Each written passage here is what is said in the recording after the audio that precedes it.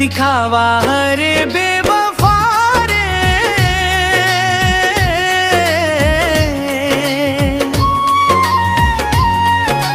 झूठ मया दिखा के दिल तोड़ डारे रे।